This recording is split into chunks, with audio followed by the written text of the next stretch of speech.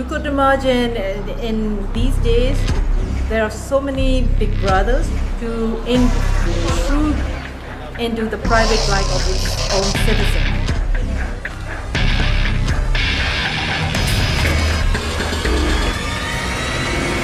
Ryan, try me, boy.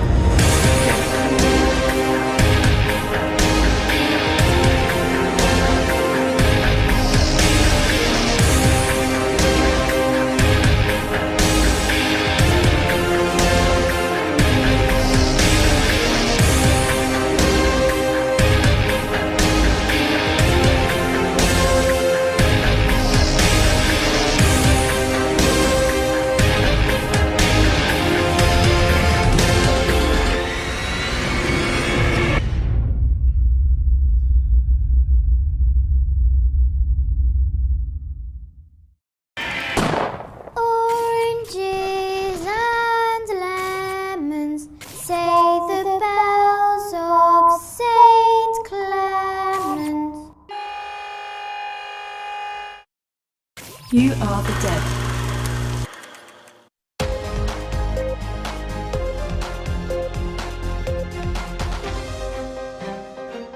Welcome back. Now, it's a chapter in Britain's colonial past that's led to a lasting mystery. Who stole Burma's royal ruby, and where is it now? When British soldiers conquered Burma in 1885, they gave the last king hours to pack. Many of his treasures, heirlooms from a millennium of monarchy, were seized and sent to the UK, but the most precious and enormous ruby simply disappeared and was never seen again. Chowktada was a fairly typical Upper Burma town that had not changed greatly between the days of Marco Polo and the Second Burma War, and might have slept in the Middle Ages for a century more if it had not proved a convenient spot for a railway terminus. Chowktada is actually Kata, a town in northern Myanmar, then called Burma, where George Orwell lived and worked in the mid-1920s. He made the town the setting for his first book, Burmese Days. It's thought this old building was Orwell's home, empty for the past 16 years as the country languished under isolating junta rule. It's now in danger of falling into disrepair.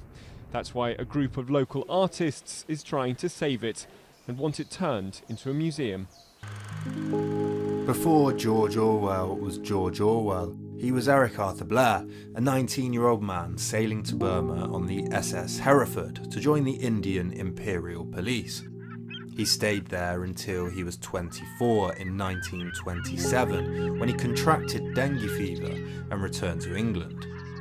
Burmese Days, Orwell's first novel after Down and Out in Paris and London, was published in 1934, but at around the same time he wrote 3 essays that together give an invaluable impression of an empire in demise and a clear and personal author in ascent. In 1928, Orwell travelled to Paris and set out to become a writer. He wrote How a Nation is Exploited, the British Empire in Burma in 1929 for the progressive journal Le Progrès Civique. In it, he describes Burma, how it's the source of 5% of the world's oil, how Britain took over the country between 1820 and 1888, and he describes the despotic techniques of British rule, the great maxim being never get something done by a European when an Oriental can do it. He describes how Burma's parliament, like each parliament of the Indian provinces, is merely a show of democracy with very little power. He concedes that the building of roads, canals, hospitals and schools benefit the Burmese, but are still built in the interest of Britain.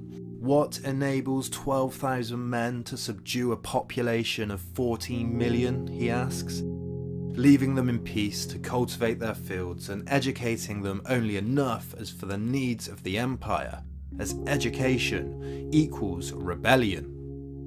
According to the Orwell legend, this consisted of 5 years' uncongenial exile, which he spent ground down by the weight of British imperialism. And yet serving in the East was a family tradition. When he came back to England in 1927, it wasn't to make a moral point, but with a medical certificate. He caught dengue fever. It was only later that Orwell's feelings about British rule in the East began to calcify into hard ideological commitment. I was in the Indian police 5 years, and by the end of that time I hated the imperialism I was serving with a bitterness which I probably cannot make clear. In the free air of England, that kind of thing is not fully intelligible. In order to hate imperialism, you've got to be part of it. He was not very popular in the club, especially with the older, established Raj people. And then one day a message came in to say that an elephant was on the loose. When Orwell saw it, he realized it didn't need to be killed. It had already got over its fever, anger, must, whatever it was. But by then he was surrounded by all these Burmese villagers, very anxious that he should kill this elephant. He shoots the elephant dies rather slowly and painfully, and his bosses were furious because it belonged to one of the wealthy companies, and it was a company elephant, and therefore should not have been shot. Who's your favorite radical journalist in history? In history, I suppose I'd have to say George Orwell. I know it's cliched because everyone now pretends to admire him, but there was a long time when he wasn't well known and certainly not well liked. And I think it shows in his prose, and it's those bits of his prose that I admire. Did he go to Baylor? No, he didn't go to university at all. Nor did my living favourite, Gore Vidal, go to college either. And I've always thought that's a good counsel to people who think that credentials are everything. You don't have to do any of that. Orwell went to a privileged public school, but he then went off to be, again because of the poverty of his family, went off to be a colonial policeman in Burma. What did you like about George Orwell?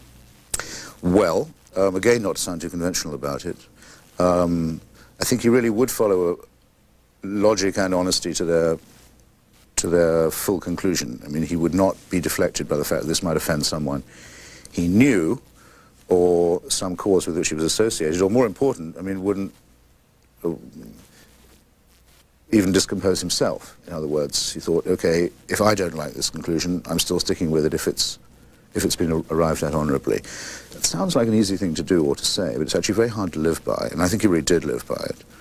I thought he put up a good show for the left in his life at a time when it was in great difficulty because people were pressed very hard to say, look, if you're on the left, you must support the Soviet Union because it's endangered and it's encircled by fascism, so on, and you mustn't criticize it in public even if you have your doubts. And he said, no, that would be stupid. That would be giving up the thing that makes me a radical in the first place, which is the right to think for myself. That was a lot harder to do now than it sounds, again. And then I think he was a very witty and brilliant stylist. I think his writings on other authors like Dickens, for example, his reflections on eternal subjects like capital punishment, for example, or family life, or ordinary things, arguments that never go away, always worth rereading. By 1937, the unification of China was making such progress the Japs got worried. The one weapon they could not permit China was unity. They would strike again before China could become a nation. This time it'd be a big bite.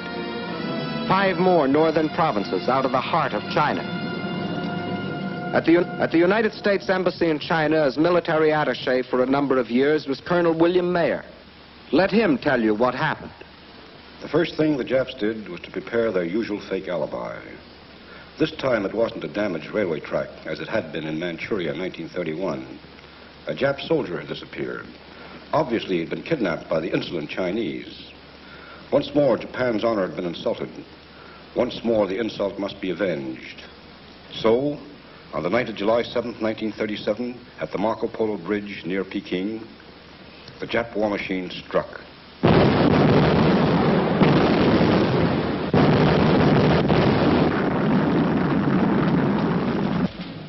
Within the space of a few weeks, the invaders were in control of Tientsin and Beiping. It looked as if the Japs were going to have another walkover.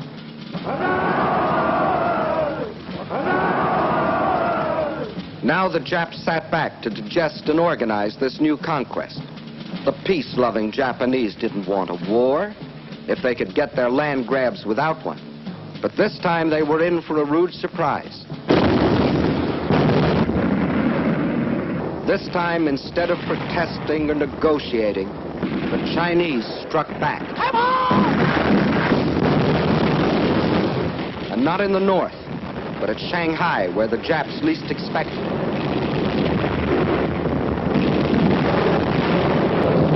1 understand the fighting that followed, we must know something about the city of Shanghai itself. Situated near the mouth of the Yangtze River, it is the biggest city in China. As the largest seaport in the Far East, it dominated the commerce and foreign trade of China. And through its great docks and channels passed most of the wealth of the Orient. In Shanghai, truly the East met the West.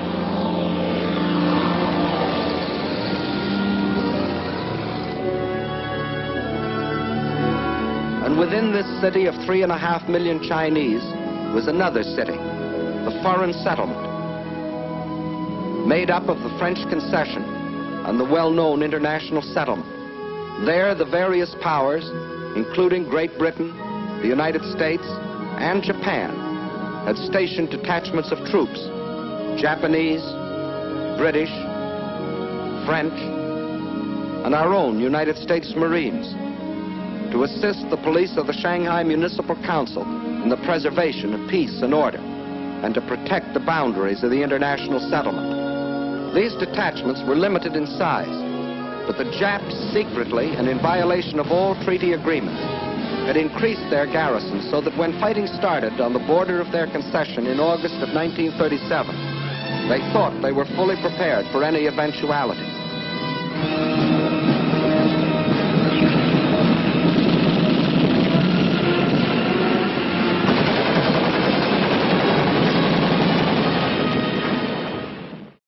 We called it Flying the Hump.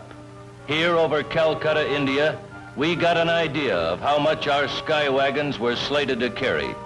There was plenty. Tons of food and medicine. Tons of gasoline and bombs.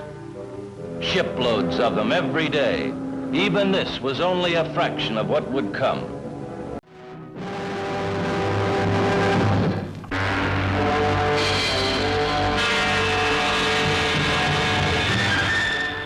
Deep in the Chin Hills of northern Burma, British, Chinese, and American troops are fighting to reopen the supply routes to China.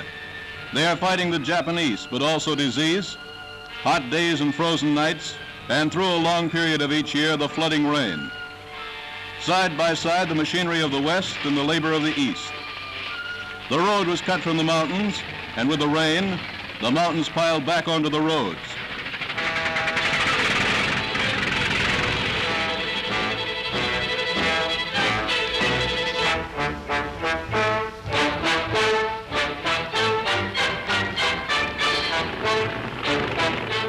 But after weeks of labor, another section of the long route is cleared.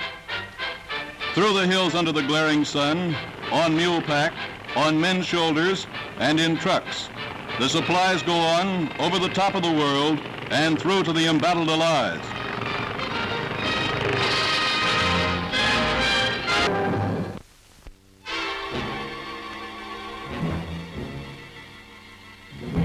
The British 14th Army in Burma jumped the gun on the monsoon season.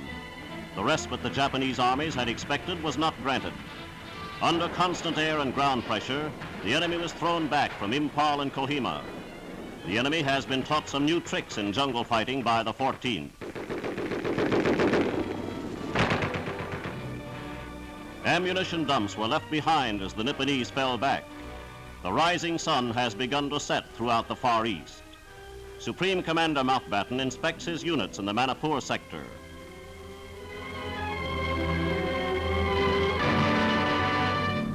Battered enemy tanks dot this territory, just wrested from the Japanese. Hurricane fighter bombers sweep in to attack a jungle village.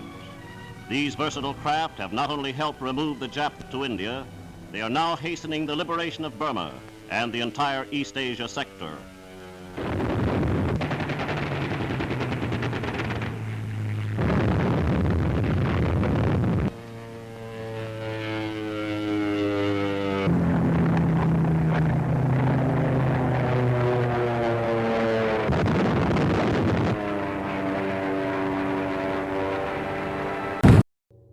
The Battle of Ramree Island, also known as Operation Matador, was fought in January and February 1945 during World War II as part of the Indian Corps offensive on the Southern Front in the Burma Campaign. The island lies off the Burma coast, 70 miles south of Akyab, now known as Sittwe. The battle is associated with reports of many Japanese soldiers being eaten by saltwater crocodiles living in the inland mangrove swamps. These reports are disputed, however. The Guinness Book of World Records has listed it as worst crocodile disaster in the world and most number of fatalities in a crocodile attack. But scientists and historians have cast doubt on the story. The battle started with Operation Matador, an amphibious assault to capture the strategic port of Kyaukpyo at the north end of Ramri Island. On the 26th of January, Operation Sankey, a Royal Marine Force, had landed on Chiduba Island, about 10 kilometers, 6.2 miles, from southwestern coast of Ramri Island, and found it unoccupied. On Ramri, the Japanese garrison put up a tenacious resistance, but on the 1st of February, the 71st Brigade reached Seine.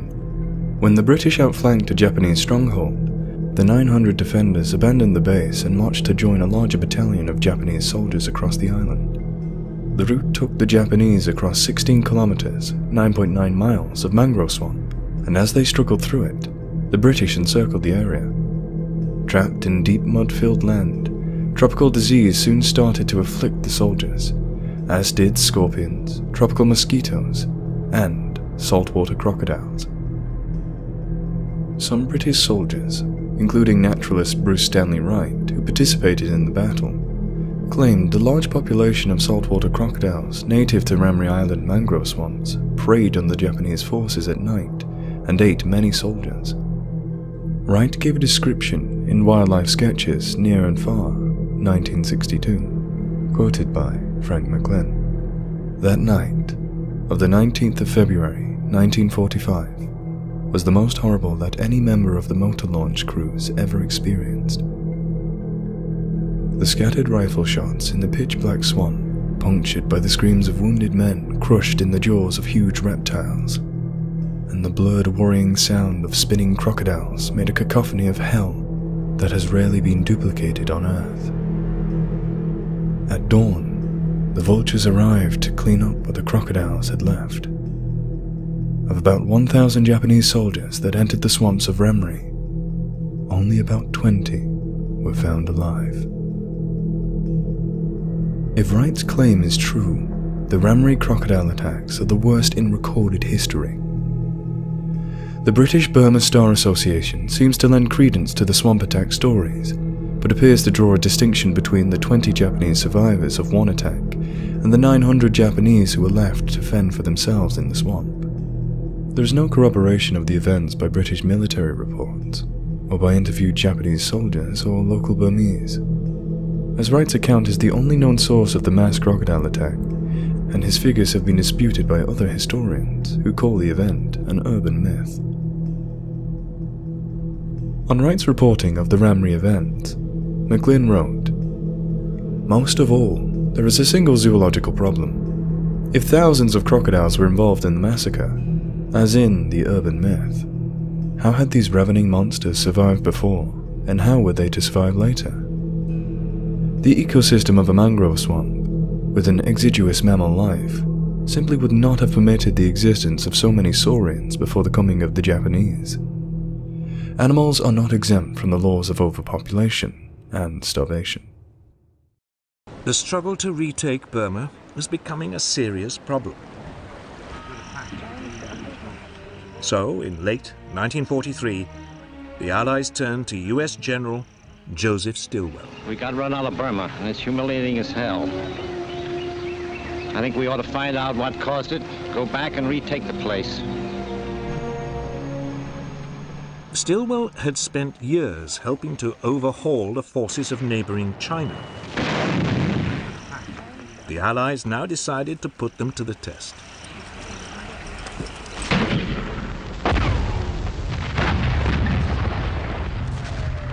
Stilwell's Chinese soldiers, reinforced by an elite US group of jungle fighters known as Merrill's Marauders, would be sent into Burma.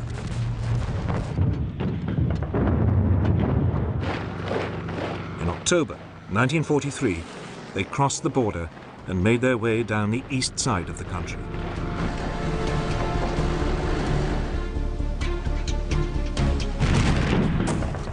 Meanwhile, the British India Army launched a diversionary strike along the Burmese coast.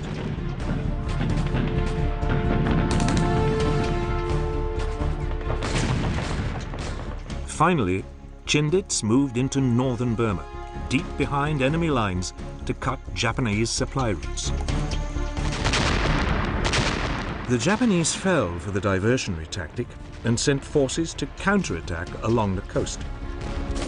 2 divisions of troops from British India came under fierce fire.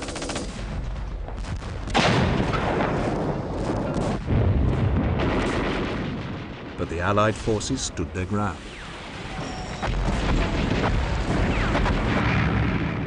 They were resupplied from the air.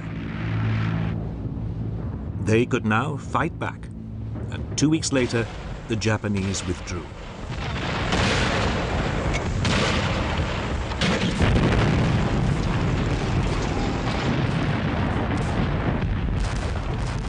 But it was only a temporary reprieve. The Japanese launched a counter-offensive of their own.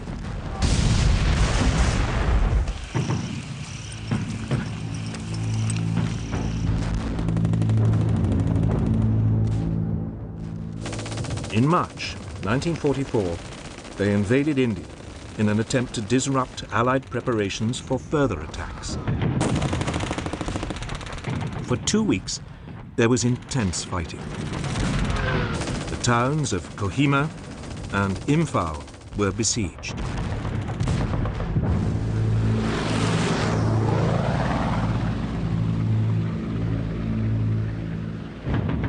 But there was stiff resistance, and the Japanese were finally forced to withdraw. Over 65,000 of them were killed. It was a major blow to their military strength in the region. Meanwhile, in Burma, Stilwell's Chinese forces had fought their way down the east side of the country, and by May 1944 had reached the important crossroads town of Myitkyina on the old Burma Road.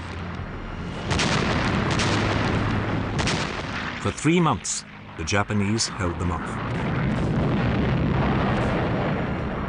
But in early August 1944, Myitkyina was overrun. The way was now clear for Stilwell's men to push further on down the east side of the country. They were soon joined by a fresh force of Anglo-Indian troops under British General William Slim. This began advancing into the center of the country.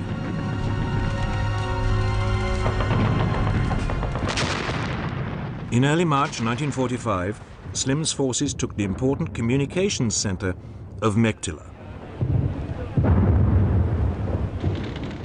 Soon afterwards, they seized Mandalay.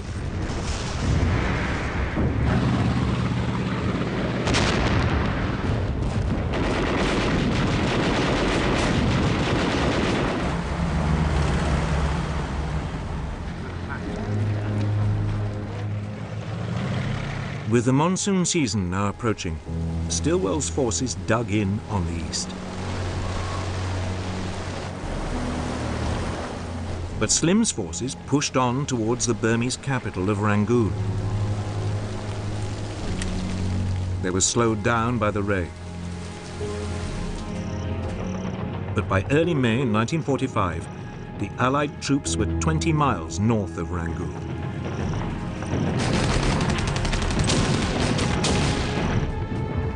Allied reinforcements were now sent in from the south to support them.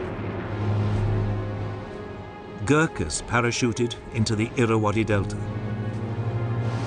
An Indian division came in by sea.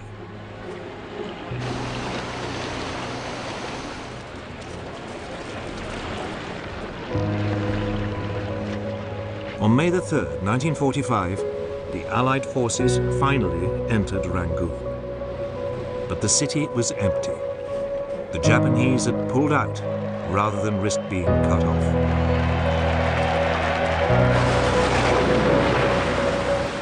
The monsoon was now in full flow. But the campaign to clear the Japanese out of Burma was effectively over. The next stop in the war in Southeast Asia would be Malaya. But for all the success, Allied losses in the war against the Japanese had been terrible. The Americans were desperate to find a way to bring the war to an end without having to invade the Japanese homeland.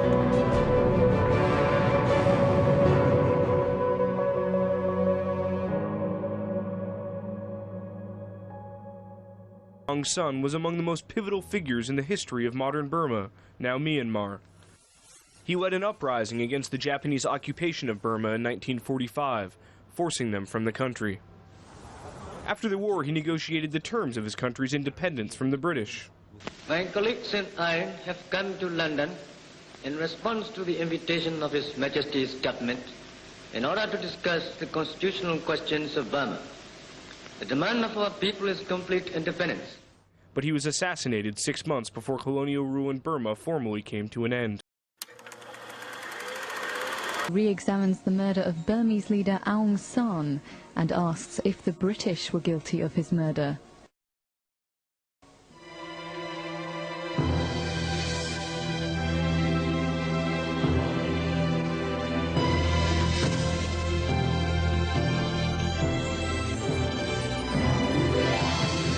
"50 years ago, this man was leading Burma towards independence from Britain.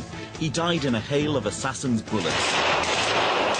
This Burmese politician was hanged for the crime.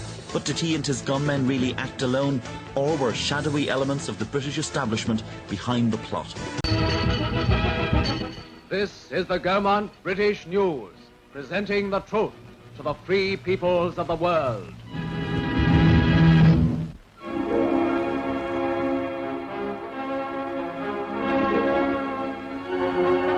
The triumphant campaign in Burma has brought everlasting glory to our fighting men, who battled their way against almost impossible odds through 1,000 miles of the worst country in the world. Today, except for a few isolated pockets, the whole of this vast territory has been reconquered, and the Japanese myth of invincibility in the jungle exploded forever. To mark the end of the campaign, British landing craft make their way up Rangoon Harbour, and Burma's capital is free once more.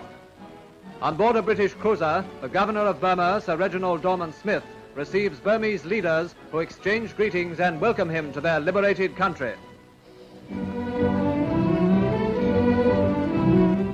On leave in London, the 14th Army's leader, General Sir William Slim, has a message for all of us at home. The people of the Allied nations have just completed the overthrow of the greatest military power in the world, Germany.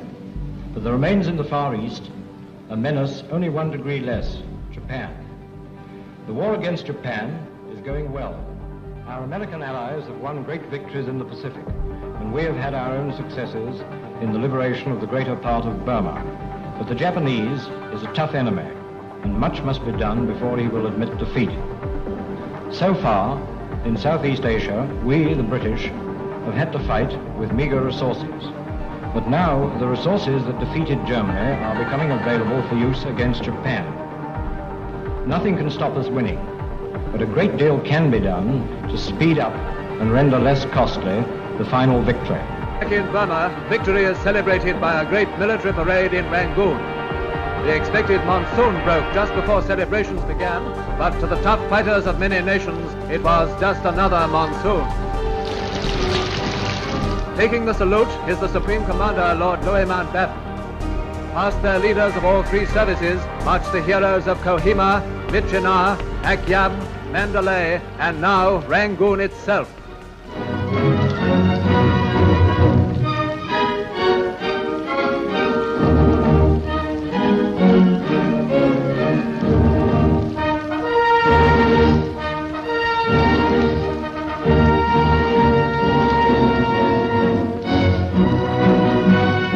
The road back in Burma has been long and terrible, and many have fallen by the way. We remember them as we salute their comrades who have reached the end of the road in triumph.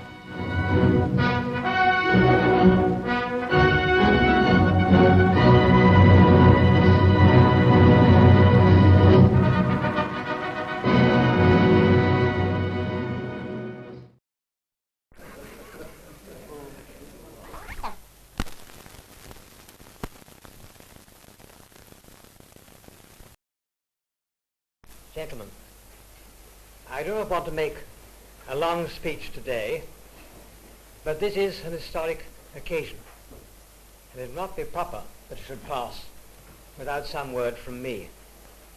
Today, the Prime Minister of Burma and I are signing a treaty to regulate the matters arising out of the transfer of power from Great Britain to Burma.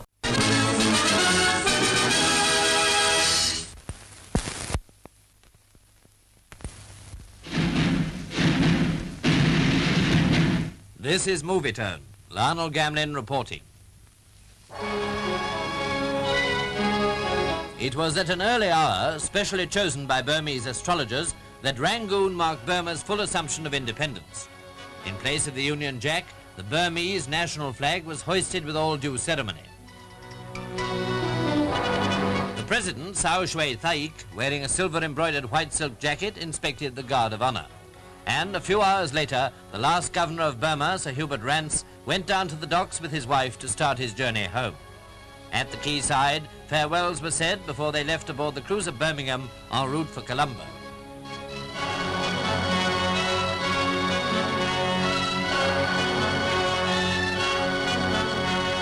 Rangoon's celebration lasted for several days. Aboard the ceremonial barge, with dancing girls in attendance, the President was carried round the lakes while hundreds of Burmese crowded the banks.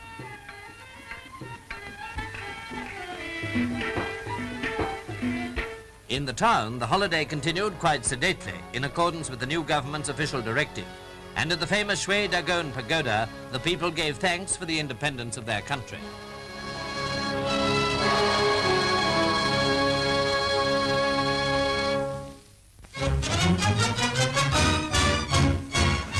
In his message, we end our report on Burma where it began, with UNU at the Shwedagon. Do you think there is in the West any basis for a moral appeal or a moral fervor that can hold its own against the material appeal of communism?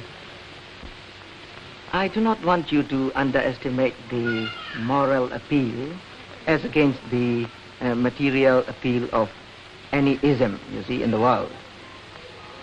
Because I'm quite confident that it will be the moral appeal that will ultimately triumph.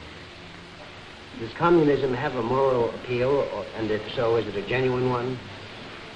I do not think, you see, the communism has any moral appeal, because I want to tell you some of the, experiences of my own. From 1948 to 1950, for 3 years, more than 9/10 of the country had been in the hands of the insurgents.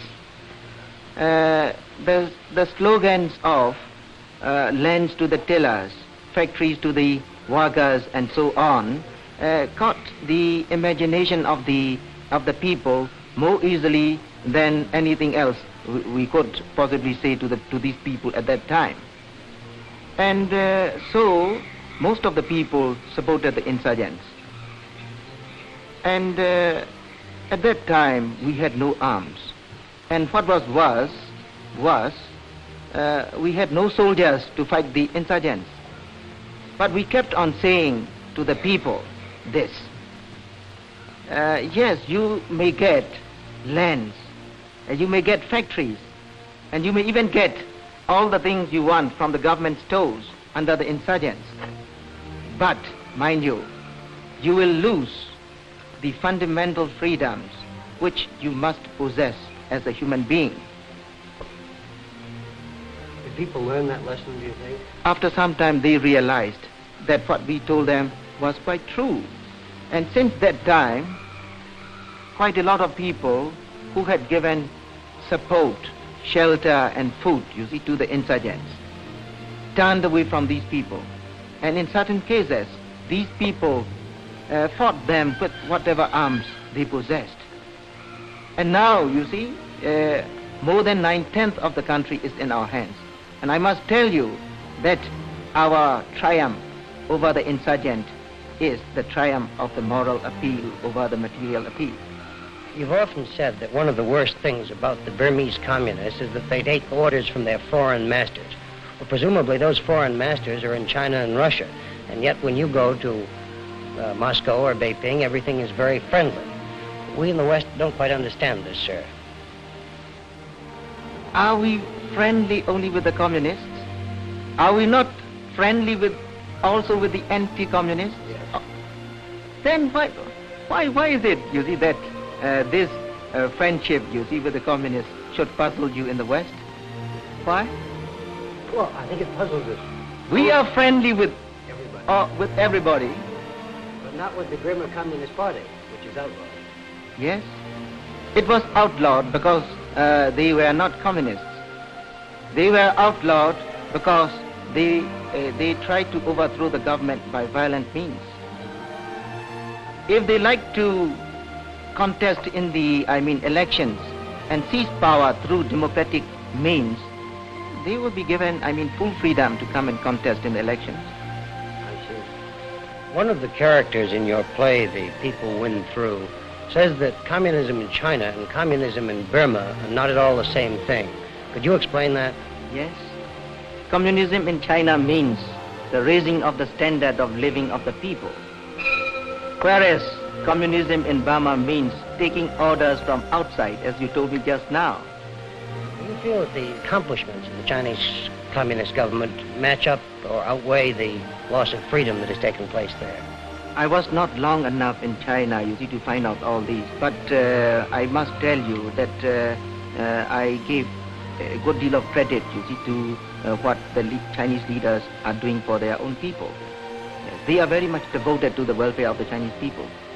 Do you think the United States should recognize Communist China and that she should be admitted to the United Nations? Yes. You may not believe in communism, you see. For instance, I don't believe in communism myself, but I recognize China. Everyone with whom we've talked here in Rangoon indicates that Burma wants socialism permanently as a way of life. Now that you've visited the United States, Unu, do you still feel that American-style capitalism is not relevant to Burma's problems? The conditions in the United States and in the countries in Asia are quite different. So if we introduce American-style capitalism into the countries in Asia, I think it will bring about undesirable economic discrepancies. The rich will become richer, very much richer, and the poor will become very much poorer. So in that case, it will bring about much discontent and dissatisfaction, you see, throughout Asia. Then I believe it will be a sure means of installing communists in Southeast Asia. So I do not want American-style capitalism to be introduced into Southeast Asia. Sir, in a See It Now interview with you 3 years ago, Senator Margaret Chase Smith asked you if you had any criticisms to make of American policy. You were very polite, as I remember, but you said you thought American politicians talk too much. Do you still feel that way? Yes, but I don't find fault seriously with the Americans for talking too much. In America, you know very well, you see, there is freedom of speech, so they enjoy it to the fullest extent. That is the reason. Yes.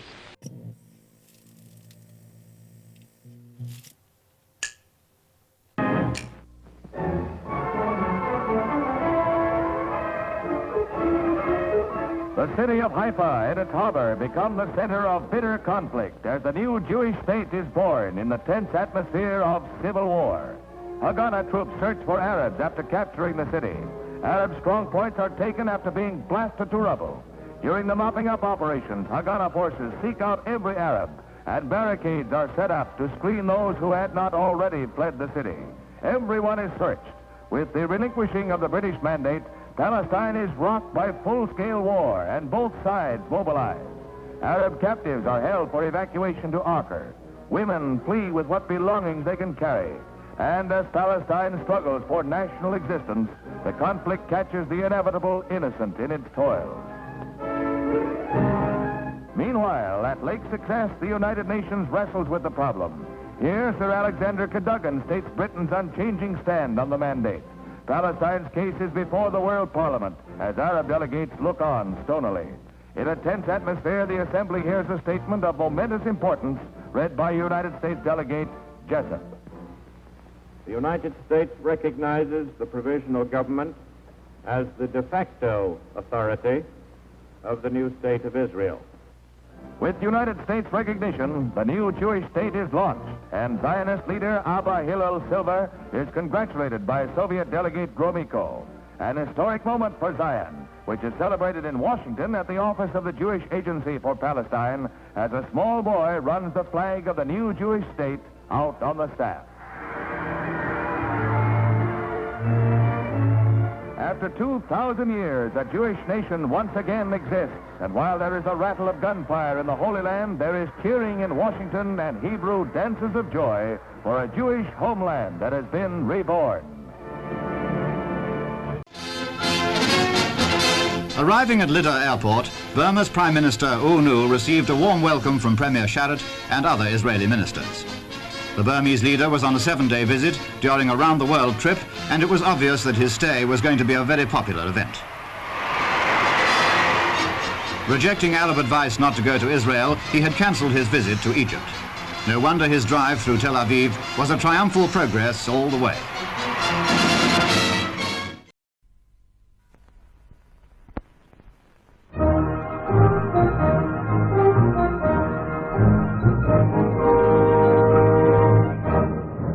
Here is David Ben-Gurion speaking in Jerusalem. Good evening. This is U Nu in Hong Kong. Now, here is Edward R. Murrow. Good evening. Tonight's Small World unites two statesmen and scholars who are also old friends. From Jerusalem, Prime Minister David Ben-Gurion. And from Burma, we are picking him up from Hong Kong, former Prime Minister U Nu of Burma. Prime Minister Ben-Gurion, there's an open circuit to Hong Kong, if you would like to say shalom. Shalom, Mr. U Nu. Shalom, Mr. Ben-Gurion. Oh, you hear me? Yes. How are you? Yes, thank you. I'm quite well. How's your wife? Is she with you? Oh, thank you very much. She is fine, too. How is Mrs. Ben-Gurion? Oh, fine. Hey, she remembers you. We all remember you. Mr. Prime Minister, I visited your country in 1955. I remember still that I was taken to a site which your government proposed to turn into a garden. At that time, it was... what? At that time, the government proposed to turn it into a garden. It was only full of rocks. No, not even art. They promised that if I come back again to Israel after 3 years, it will be turned into a garden. Has it been turned into a garden? Well, not as fully as I expected. You see, we always wish and hope for more than we human beings can accomplish. Yes. But it's being turned into a garden, and I wish you to come again and to see the trees where there was never a tree since the creation, and green patches, and horses breeding, and sheep, and young girls and young children are living there. I have heard the Prime Minister say that in Israel, in order to be a realist, one must believe in miracles. Is that true in Burma, U Nu? Not yet quite. In Israel, there are plenty of men who can do wonders, who can do miracles. And I've seen some of the miraculous things they have done themselves. Because they have turned deserts into gardens, they have turned the rocks into, oases and things like that. So, to me, when the Israelis said that they would do certain things, I believed. Prime Minister Ben-Gurion, did you know that our friend U Nu once translated Dale Carnegie into Burmese? I'm sorry, I'm afraid not. Well, sir, he was a proficient salesman and teacher of public speaking. And he salesman. I was never a salesman, you see. The man who wrote How to Win Friends and Influence People. What? This is one of the most popular books in the whole world. It cannot be done by books. It can be done only by heart. One cannot learn that. You must have it in his soul. U Nu translated that book, you know. Into Burmese? Into Burmese, yes. I see. And did you make many friends by that? Yes, it is still very popular in our country. Well, in How to Win Friends and Influence People by Carnegie and Unu, it is stated that the sweetest word in any man's language is his own name. And yet, Unu, in a recent speech, you said that part of the world's troubles and ills came from the repeated use of the word I. According to Buddhism, this is the very source of all the troubles. So if we want to get rid of all these troubles, first of all, we must get rid of this I consciousness, which is called in Buddhism, Pekaya deity. Well, Unu, what do you think we should do in order to get rid of this I consciousness? Meditate. Meditation is the only way by which we can get rid of that I. That's why when I visited Israel a few years ago, I had invited the Prime Minister to come over to Rangoon and have a little bit of meditation. He has accepted it. But meditation, dear Unu, is not enough. Meditation is merely a personal thing. Every one of us must do something for the world, for humanity. And this cannot be done by meditation alone. I quite agree. But if you want to get rid of that I, the source of all troubles, you must do it. It is the only way. The I is not so bad in itself. The question is whether it's a selfish I or a human I. The same. It is the same. You see, our God began his 10 commandments with the word I am your God. Oh, I see. I don't know about that. There is no such thing as God in Buddhism. Well, except for this basic difference, I believe Prime Minister Ben-Gurion believes that there are great similarities between Judaism and Buddhism. For example, the 10 Commandments and the basic principles of Buddhism are roughly the same, aren't they? No, we have not only 10 principles, there are 4 groups of commandments for lay Buddhists and 1 group for the priests. In the first group, there are 5 commandments. In the second, 8. The third, 9. And the fourth, 10 commandments. The 5 commandments are quite essential for all the lay Buddhists. These are: you must not kill, you must not steal, you must not commit adultery, you must not tell lies, you must not drink intoxicated liquor. It is quite essential for every lay Buddhist to observe the first group of 5 commandments. He cannot break any one of them. For the priests, there are 227. So I don't think you will be very much interested in listening to the 227 commandments or rules of Dinya for the priests.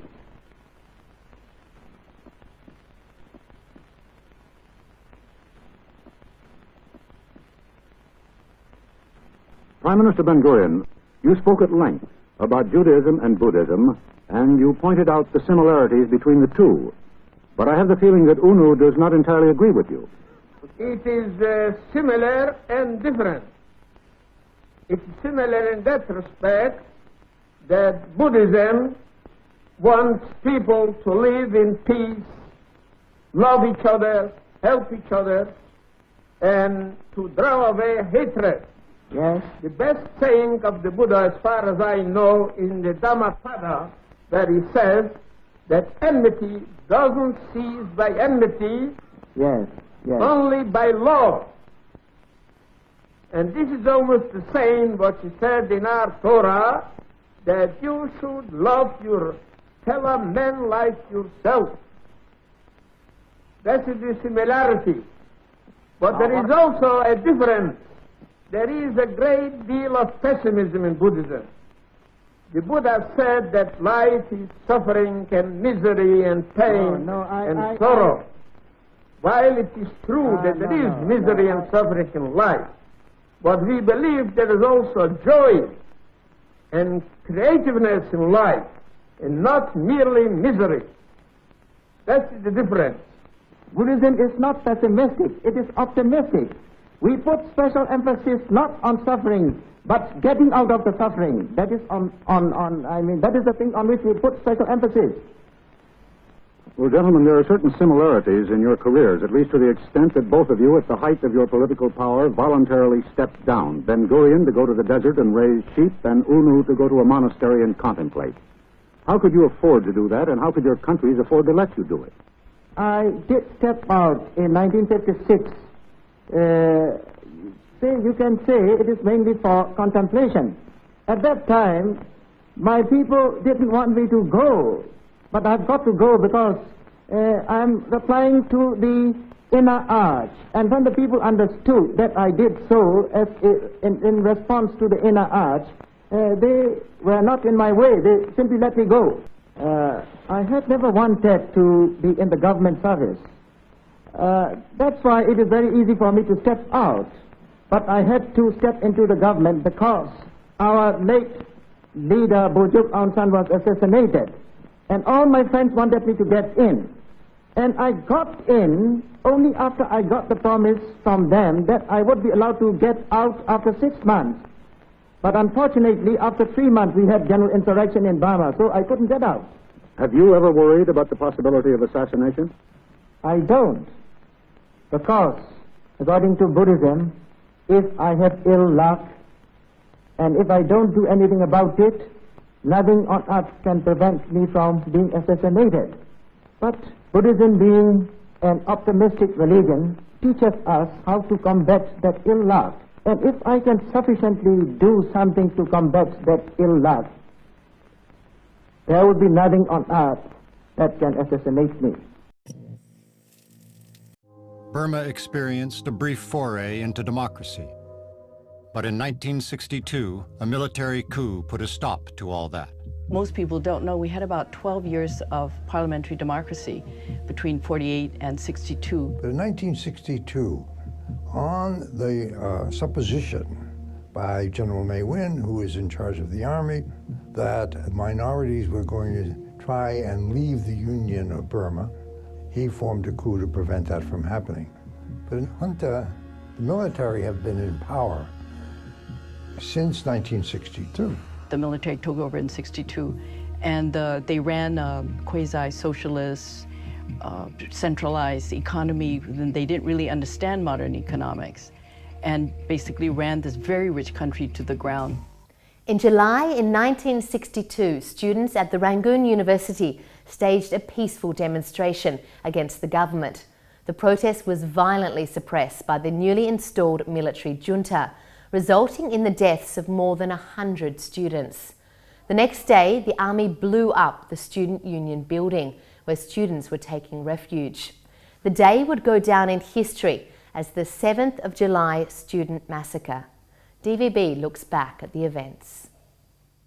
Khin Maung Lei tried to get to the university campus, but the army was already there and had put up blockades.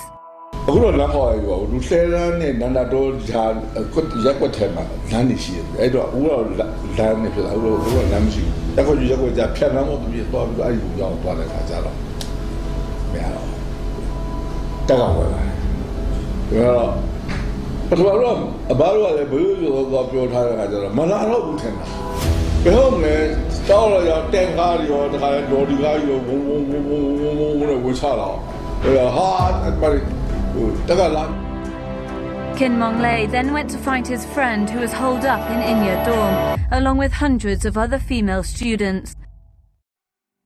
They'd hung their lungies from the ceiling, so the army would have to walk under them to get out. In Burma, it's considered bad luck and beneath men to touch women's clothing. After Khin Maung Lei left the campus, the army went in with guns and tanks to disperse the protesters. They dragged the students out of the dorms and shot them. More than 100 students were killed. The next morning, government troops blew up the Students' Union building, where students were still taking shelter. Khin Maung Lei remembers going back to the police station the next day and coming face to face with Colonel Sein Win, one of the commanders responsible for the massacre. He later succeeded Ne Win and held the presidency for 17 days before being ousted in a military coup during the mass student uprisings in 1988. I have nothing in my mind. I have only my subject in my mind, and just shoot.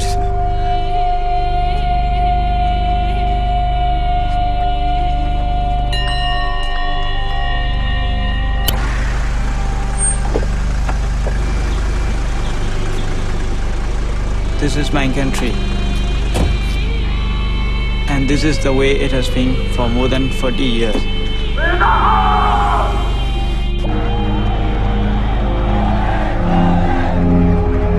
In 1988, I was just a little boy. But that's when everybody in Burma got into the streets. They had enough of military rulers. They wanted change. It was the students who led the demonstrations. They became more and more outspoken, and they demanded that the generals give it power.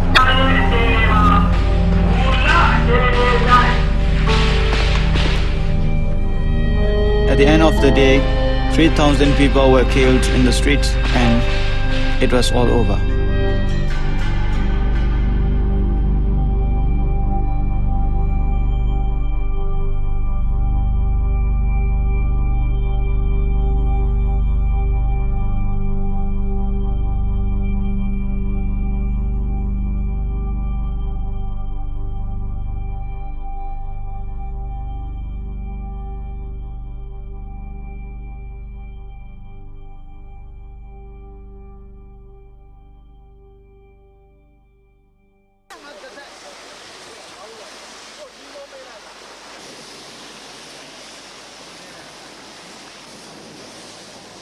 There's no despondency. We see this as a time for action, a time for a lot of intelligent thinking, and I'm afraid it's a little exhausting, but we don't mind that. We can take it. The way they're going about it is so patently brutal. There's really no necessity to take such action just to prevent a conference of 200 people from taking place. It's an overreaction. And it very much illustrates the heavy hand with which this regime is ruling Burma.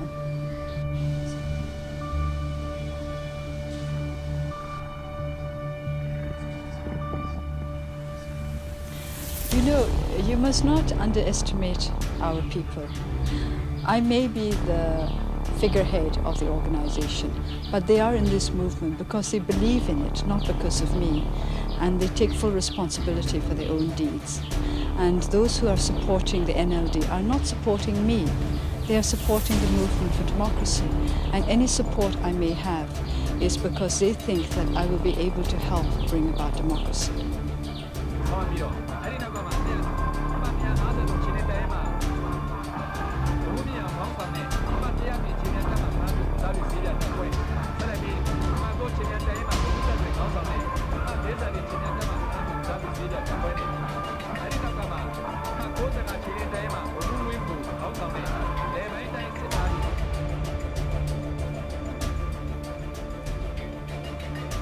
I will now call upon Michael, Alexander and Kim Aris to come forward to receive the gold medal and the diploma on behalf of their wife and mother, the Nobel Peace Prize laureate 1991, Aung San Suu Kyi.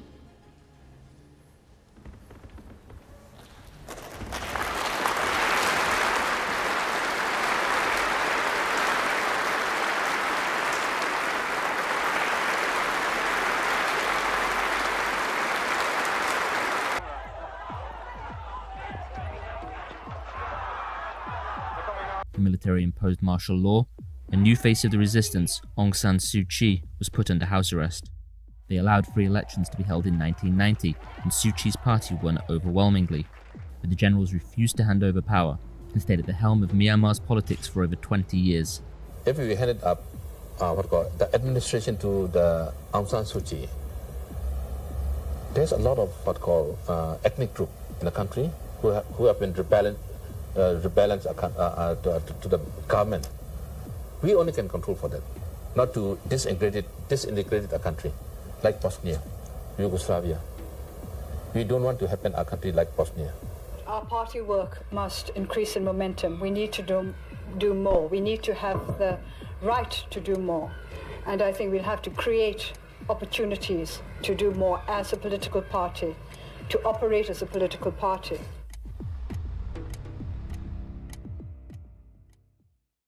Reports are coming in that Myanmar's pro-democracy leader has been released from house arrest.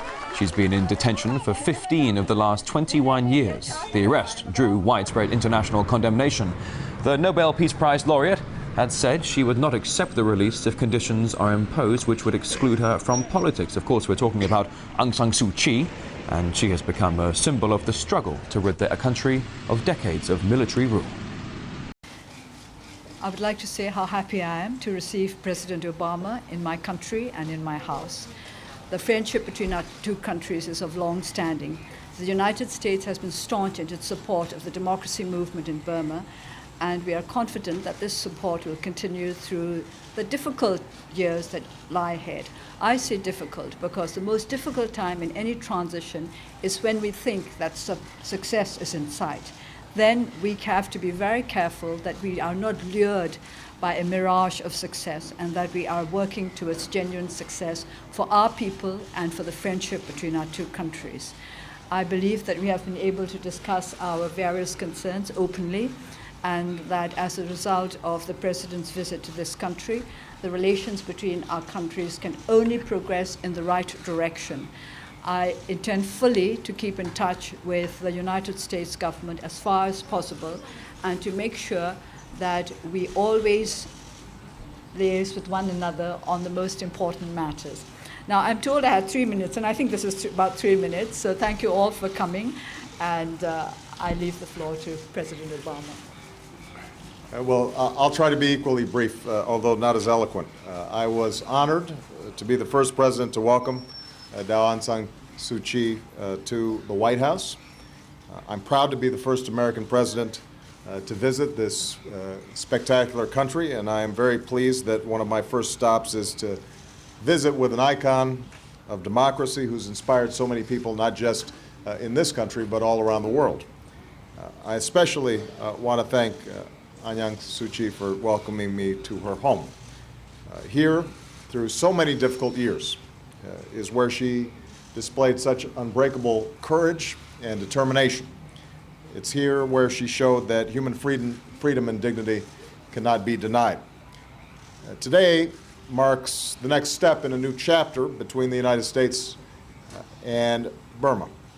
Last year, in response to early flickers of reform, I asked Secretary Clinton to visit this country and explore with Aung San Suu Kyi and the government whether the United States could empower reform efforts and begin a new relationship between our peoples.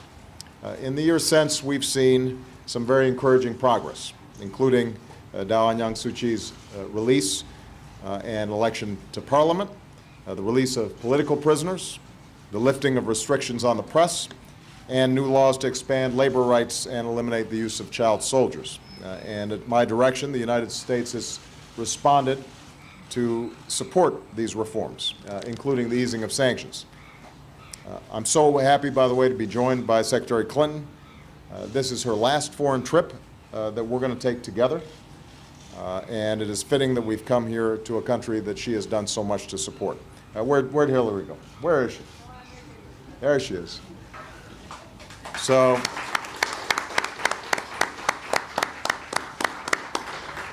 Aung San Suu Kyi and the people of Myanmar have waited 25 years since the last free election in their country to get to this point today. And the NLD, the National League for Democracy, her party, has won that crucial majority to take the government and to lead the country that she's been waiting for decades. 20 years of house arrest, being given the Nobel Peace Prize. And today, making it even more special for Aung San Suu Kyi, is 5 years to the day since she was released from house arrest. Now, there is much more to come. There are still hundreds of votes to be announced. And after that, both President Thein Sein, that represents the military junta that's been leading Myanmar for all these years, and Aung San Suu Kyi and the other opposition parties have agreed to meet, and then they will pave the way forwards. Now, a lot of people have compared her with Nelson Mandela, a political prisoner taken into arrest, imprisoned for years, and then eventually being released and standing in an election. But there's one crucial difference. Aung San Suu Kyi cannot be president. The military have made a constitutional amendment barring anyone with relatives who are foreigners. Her husband, her late husband, and her 2 children are British passport holders. So that has barred anyone with foreign relatives from being president. She could, of course, now try to make another constitutional amendment to turn that back. But crucially, the military has veto powers, and the military still retain a lot of control. 25% of seats in the lower house, 110 more seats in the upper house. And that could make a crucial difference in voting ahead to change Myanmar. This is, as President Obama said, an important step in the democratic transition towards democracy for Myanmar. The United Nations Ban Ki-moon also pointing out, with cautionary congratulations, that this is also a step towards true democracy that is inclusive for Myanmar. Why? Because there are many ethnic minorities still excluded. The estimated 1 million Rohingya Muslims weren't allowed to vote. They weren't allowed to be candidates. There are many more hurdles to come. Simon Mawson, CNN. A commission chaired by the Vice President of Myanmar has found no evidence of genocide against Rohingya Muslims. In one video circulating on the web, police are seen beating unarmed villagers. Aung San Suu Kyi's office has confirmed the footage and said that action would be taken against the officers concerned. Allegations of abuse against the Rohingya have been circulating since the start of a counter-insurgency campaign in October. Rakhine State has long experienced violent instability, including terrorist attacks. The army's subsequent treatment of the local population has prompted international outcry. In September, former UN Chief Kofi Annan visited the region to investigate reported abuses. However, the interim report just released finds insufficient evidence to support most of the claims. Meanwhile, thousands of Rohingya Muslims continue to flee to Bangladesh. Ceasefires were agreed with various rebel groups, peaceful protests were permitted, private newspapers were established, and general elections were held on November 8, 2015. Aung San Suu Kyi's party won in a sweeping victory. Myanmar's military respected the results.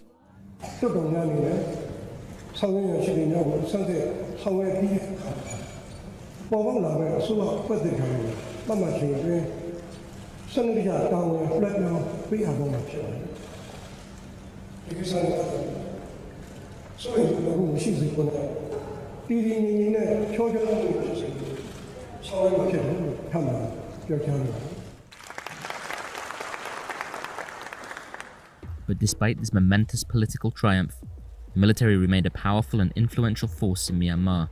They held on to a quarter of the country's parliamentary seats and controlled key government bodies such as defence. They were widely criticised for a crackdown on the Muslim Rohingya minority in 2017, which forced hundreds of thousands to flee to neighbouring Bangladesh. But Suu Kyi herself, who had previously served 15 years under house arrest, famously described the generals in her cabinet as rather sweet, and she appeared to defend her country's offensive in Rakhine State. The danger of terrorist activities, which was the initial cause of events leading to the humanitarian crisis in Rakhine, remains real and present today. Unless this security challenge is addressed, the risk of intercommunal violence will remain. It is a threat that could have grave consequences, not just for Myanmar, but also for other countries in our region and beyond. Undeterred by international condemnation, Aung San Suu Kyi remained popular in Buddhist-majority Myanmar, and her National League for Democracy party won a landslide victory in the country's 2020 elections. But as the first session of parliament was due to start, Myanmar's military again took control of the country, arresting Aung San Suu Kyi and declaring a one-year state of emergency. Mobile data signals and social media websites were reportedly blocked while troops were deployed to major cities. Citing unsubstantiated claims of mass voter fraud and charging Suu Kyi with possessing illegally imported walkie-talkies, the military said the seizure was necessary and legal. I think this is essentially the end of Aung San Suu Kyi's political career. And after all, I do think that's what the military want most. They do not trust her, they do not like her, and they do not want her to be part of the country's future. With future free elections again in doubt, a familiar feeling has gripped the streets of Yangon.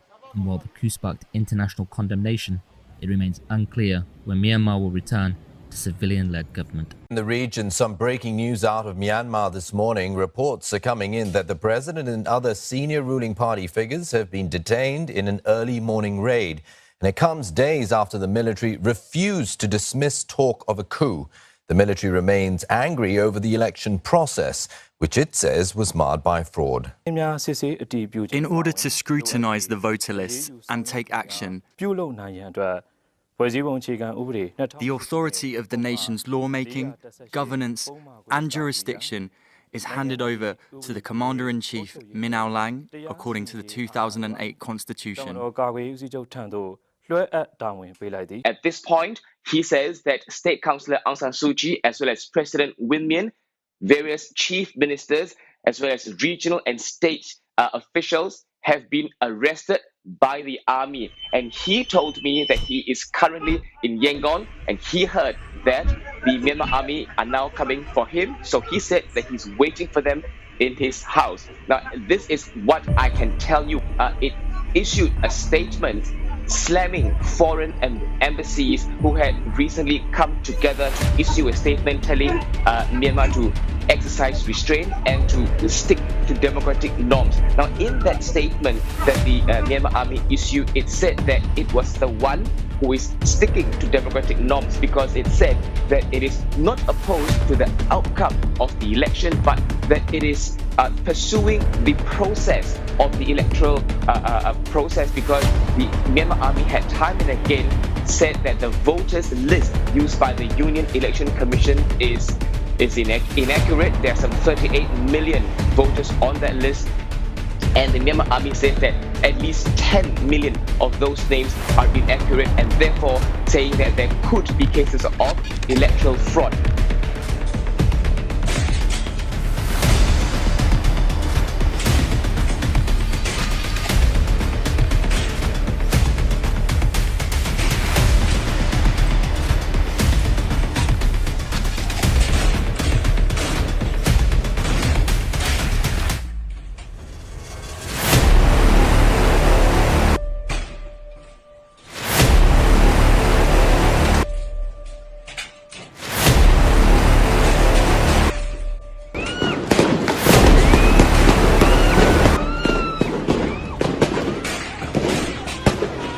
Our top story this morning, at least 38 people were killed on Wednesday in Myanmar, marking the bloodiest day since protests against the military coup began last month. The protesters were killed as security forces opened fire on large crowds in a number of cities. Our Lee Seung-jae starts us off. Describing Wednesday as the bloodiest day since the military coup began, the UN's envoy to Myanmar said at least 38 protesters were killed in the country.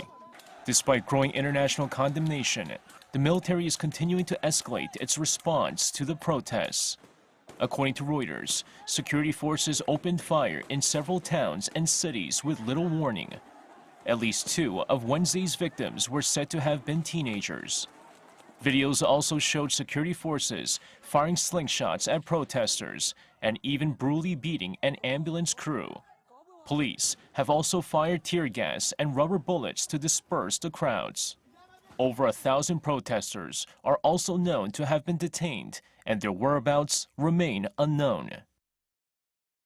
Dr. Sasa, welcome to the program. Can I start by asking you about the deadly force that the junta is using against protesters? Amnesty International is saying that its strategy has turned to shoot to kill the protesters. Do you believe that's what's happening on the ground in Myanmar? Unfortunately, I'm afraid that is true and fact. It's getting worse and worse because the they have been declaring the war against its own people. So the snipers are on the trees, snipers are on the floor, on the roof, and they are on everywhere, and they are just shooting. And this is just so sad to see. This happened again and again. It have happened in 1888. It happened 97. It happened 2007. It happened 2017, and now in my lifetime, 2021, we have seen this crime against humanity. Let me just read you what the UN Special Rapporteur for Myanmar has said. He is basically saying that the junta is shooting down people in cold blood using 12-gauge shotguns, 38mm rifles, semi-automatic rifles against peaceful protesters who pose no threat. You've just talked about snipers in high, at high points taking aim. What do you think the aim of the junta is now? Because up until now, they were using water cannon, they were using rubber bullets. Why do you think now, a month after the coup, they have turned to this escalation of live fire? In a way, it's not surprising. That's exactly what happened in 1988. That's what happened in 1997. That's what happened in 2007. That's what happened in 2017, and now it's happening again. So it's like repetition of the same crime against humanity. And I'm afraid this is what has been happening to ethnic minority states like Kachin, Karen, Rakhine, Shan, Chin. This is what we have been living on for the last 50 years.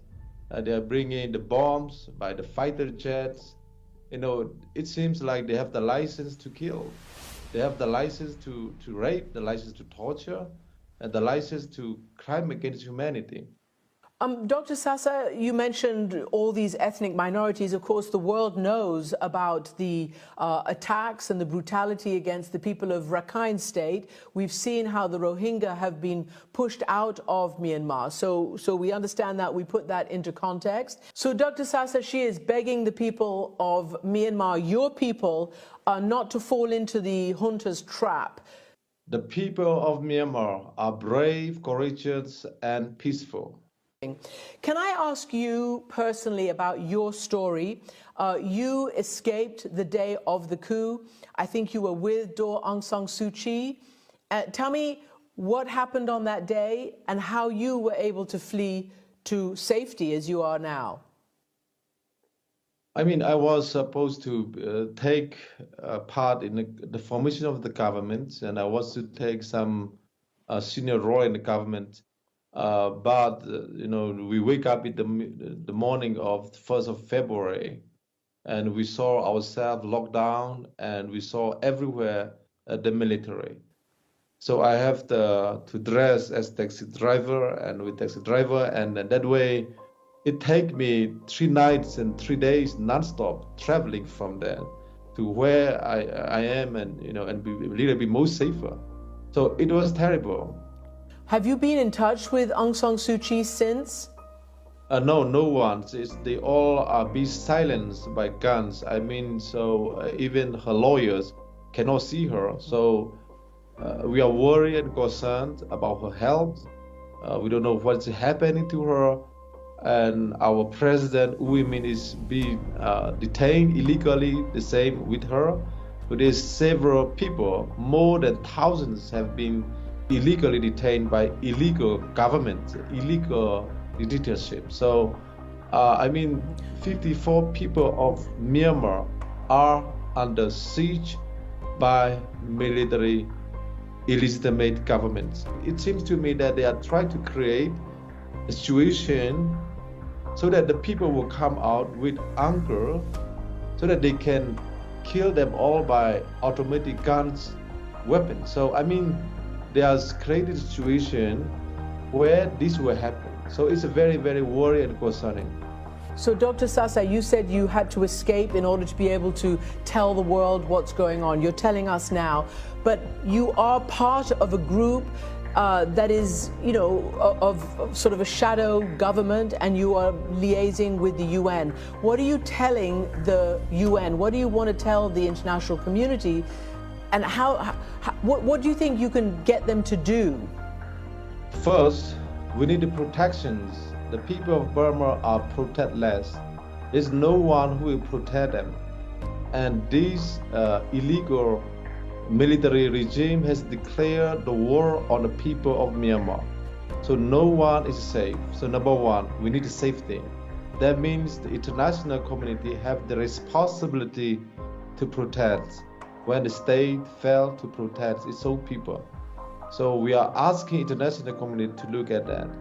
And secondly, we need international community to recognize and work with democratically elected member of parliament.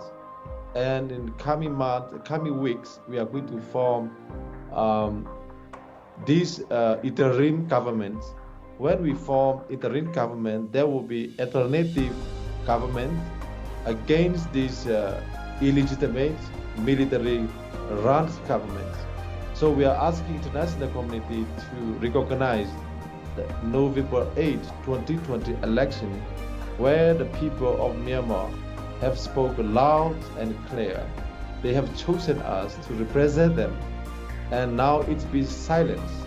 So free and democratic world cannot silence with the generous. They must stand up with us. They must uphold the will of the people of Myanmar. And they must help us to uphold the will of the people of Myanmar. People of Myanmar, my people, are not asking money. We are not asking anything. We are asking that we gain back our freedom. We want freedom. We want justice. We want democracy. We want federal. We want peace. So if we have that, we have everything.